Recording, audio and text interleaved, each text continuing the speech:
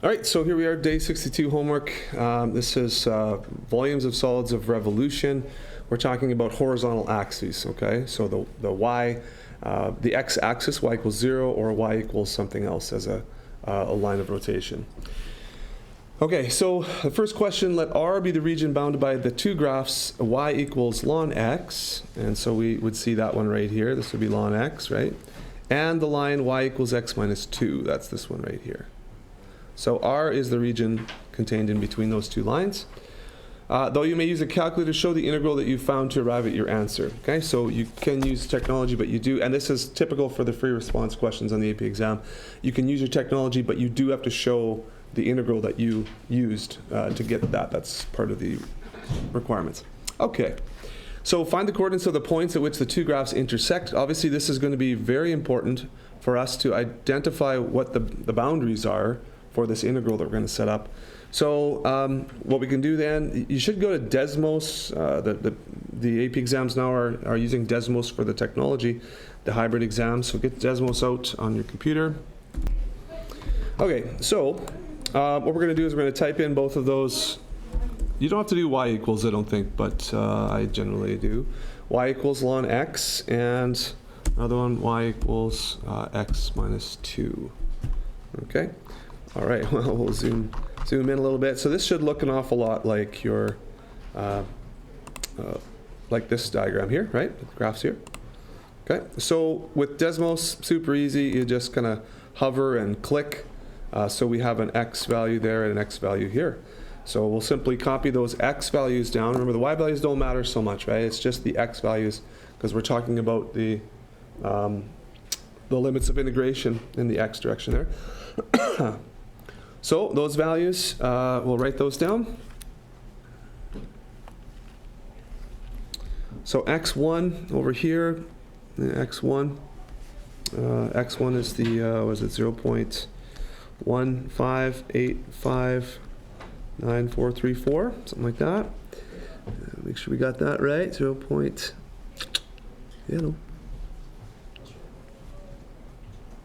Okay, so it went away. That was good. And then 3.14619. So x2, which would be x2 here. 3.14. It's not pi. That's close, but okay, so something like that.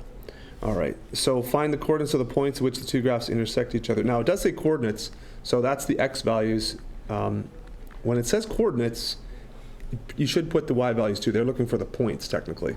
So you can write it as a point, or you can write it like this. I've already written x1, x2. So the y1 that's associated with this y value is the negative 1.841406. And y2 is 1.1461932. Okay. So there's the coordinates of the points, x1 and y1. Okay? y1, y2. Okay. So then find the area of R. Okay, so the area of the region, now that we have our boundaries there, the area, not the volume. Now we're not rotating this yet, we're just finding the area. So that's just a straight integral. Okay, now from, and you can just write in x1 here because I've labeled it x1, and x2 because I've labeled it x2. So you can save yourself a little bit there if you've labeled this. They'll accept that on the exam. You could put that a equals or b equals if you want. So x1 to x2, and then we have the upper function, which is the ln x. Okay, ln x. You don't have to put the absolute value signs there. I mean, the x values are all positive, so I guess, you know what I mean? You don't have to put the absolute value signs there. Minus, and then our lower function there, x minus 2, dx. Okay, and then we'll go back to, okay, everyone okay with that? Mm-hmm. So we'll go back to Desmos here. And now we'll type in, okay, so what are we going to do here? Integral. Oops. Integral from, let's type in that 0.1585. You can keep going as far as you want. 4, all the way up to 3.14. 619. Okay. And then if you've labeled, you could label each of these functions something different, like a k, an L, or something, and then you can just write k minus L if you want. I didn't do that, so I'm just going to write ln x and minus x minus 2. It'll be about the same amount of work for me. And dx. So if you've done this properly, that the calculator can understand that you're looking for a definite integral, it should just spit out your value right there. Okay. And so if can I copy that? I think almost. Come on. Perfect. See if I can just copy that. I'm all about shortcuts if possible. Yes. Okay. So there's the value. Now area, so I would and I don't know if this is going to be, if you watch AP videos, I'm not sure if the U squared is really that necessary on every question, but I would suggest that you do that. You are looking for area, so units squared would be appropriate, I would say. Volume, units cubed, I would suggest you do that always, but I'm open to being convinced otherwise.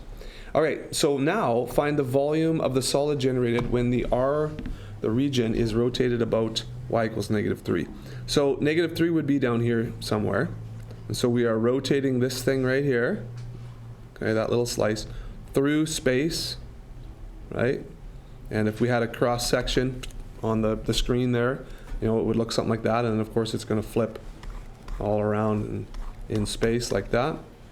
So just an idea of what we're doing, right? Okay, so now we want to go with volume. So we are doing a circle, an area of a circle as this thing passes through. So we're going to take basically the area of the solid from this upper function. This is the outer function away from the axis of symmetry. So that's the one we start with. First of all, let's do pi. It's going to be pi, and then inside the integral is going to be r squared, right? So pi from x1 to x2 here, we won't rewrite those. And what we do is take the outer function, so that's ln x, and we subtract the axis of symmetry. So that's going to be minus a -3. We're going to square that, so that we're going to find the volume of that complete solid. And then we're going to subtract sort of like this area right here. Okay, we're going to subtract the volume that would be generated just by the inner function alone. We're going to subtract that part. So we're going to subtract. The inner function is the x minus 2 line. So x minus 2, that's going to be another minus -3. We're going to square that with respect to x.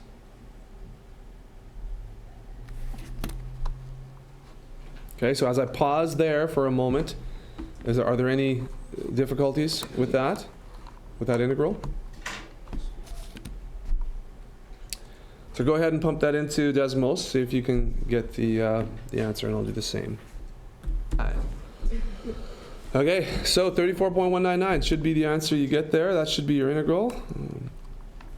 Pi times integral ln x minus a -3 is +3 squared. X minus 2 minus -3 is +3, all squared. Dx, so 34.199. Everybody get that? Yep. Yeah. Cool. Volume equals 34.199 units cubed. And we'll make your cube look like a 3 and not whatever this little notation is. Okay, good? Good. Awesome. Okay. It's kind of nice when you can use the technology, right? Manually doing this. All right. Okay. All right. Write and evaluate an integral expression that can be used to find the volume of the solid generated when r is rotated about the y-axis. Okay? So now we don't have y equals -3. We have y is actually, the axis is going right through there. So instead of, okay, watch this. Instead of doing this through space, right? It's just doing this. Right? Whoa. Okay. Now, you have to think about this. Does this change anything? Do we still just use the same format? What do you think? Go ahead and give it a try here. Talk it out if you want, but you guys do number 3 on your own, and then we'll talk about it in a minute, okay?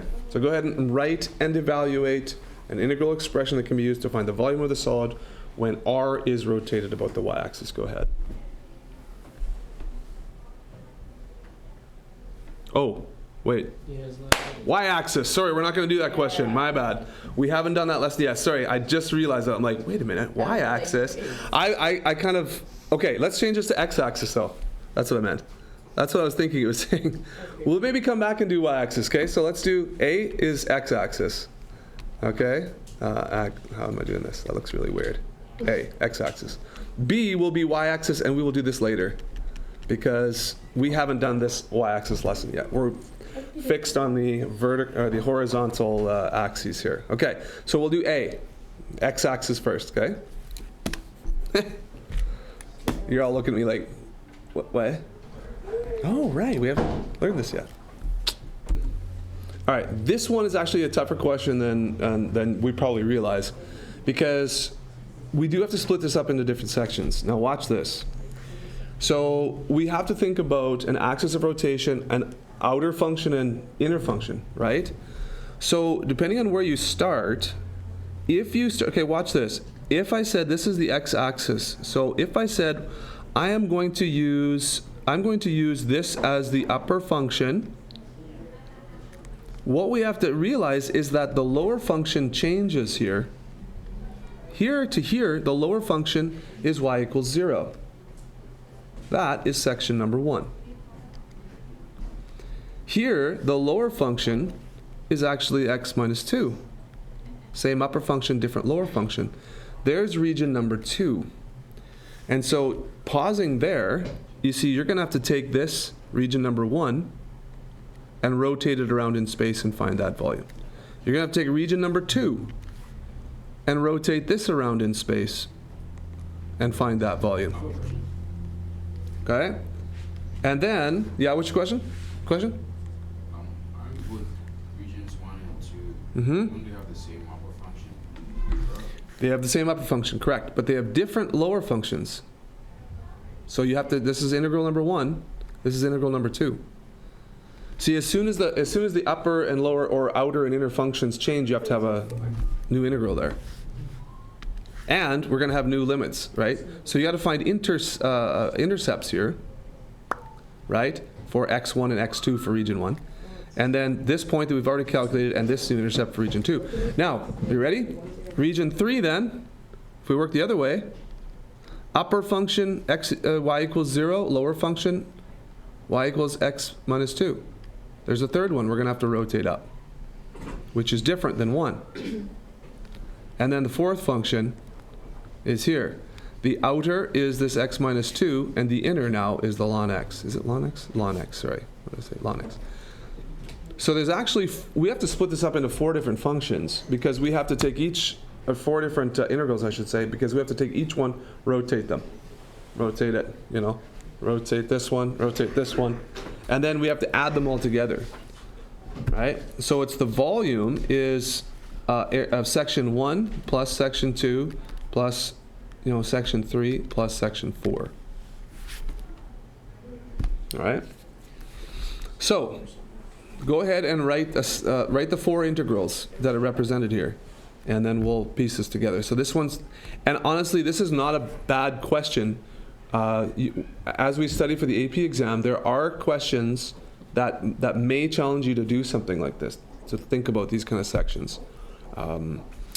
Also, after the AP exam, I'm going to teach you how to find volumes of solids a little different way. It's called the cylindrical shell method that you do not need for the AP exam, but I'm going to teach you that after the AP exam. That will make a question like this much easier. Much easier. So right now, this is how we're going to attack this. So go ahead, give it another attempt there. So if we're rotating around this middle axis here, okay, so this point rotates this way, right? Like this. This point rotates up this way. This point rotates up this way. So we end up having this little bow tie looking, okay? It's like this, okay?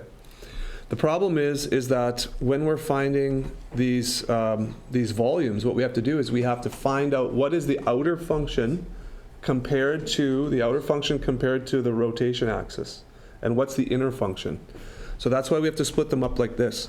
So the reason is because in this interval right here, let me zoom in. in this interval, and this turns out to be x equals 1, and this turns out to be x equals 2, okay? Right? Those are the intercepts of these two functions. And so in this interval right here between 1 and 2, we have an upper function, which is the ln x, and a lower function, which is y equals 0. Okay? So that region we can rotate around in space and find that volume. Here in 2, okay, I don't want to take ln x and 0. I do not want to rotate this whole thing around in space. I don't. I have a different lower function now. So this is why this is a separate integral. The limits of integration have changed, 2 to this 3.141, right? And then the upper function, ln x, lower function is x minus 2 now. So that's your second integral. This one, number 3, you're thinking, why didn't we just use, this and this? Well, maybe we could have. I mean, maybe we could have, but the axis of rotation there then, which is outer and which is inner flips. I haven't tried this yet, but maybe we could have treated this as just one, but I don't know about that. So the third one, because we treated this one as 1, we're going to do this one. 3, outer function is this x minus 2 now, right? The inner function is 0. So that's a third one. We're going to rotate this one around in space now. And then finally the fourth, because the outer function is x minus 2, the inner function is ln x. This is a fourth integral. Okay, so this is what I have so far. And again, I'm going to double check. I'd like to double check with you guys. And I'm going to check on this 1 and 3. I just can't think right now whether we can combine those actually. Because the outer function and inner function changes because it goes right through, so I don't think we can do it. So I've got this so far. So the volume of number 1, okay, what do I have here? Tell me if you got something different. So number 1, as stated here, is going from 1 to 2 of the outer function, according to the axis of rotation, is the ln x. Of course, that's going to be minus 0, the inner function, squared, minus the inner function 0 minus 0 squared dx. Anybody get that for section number 1? Yeah. So just basically ln x squared? Yeah. Okay? Right? Just ln x squared? In that order, yeah. Okay. So that's for 1. Volume 2, I've got pi. Now we're going to start from 2 and go to the 3.414. Okay, 2 to the 3.14 number. The outer function is going to be ln x, so that's ln x minus the inner function is 0. No, it's not.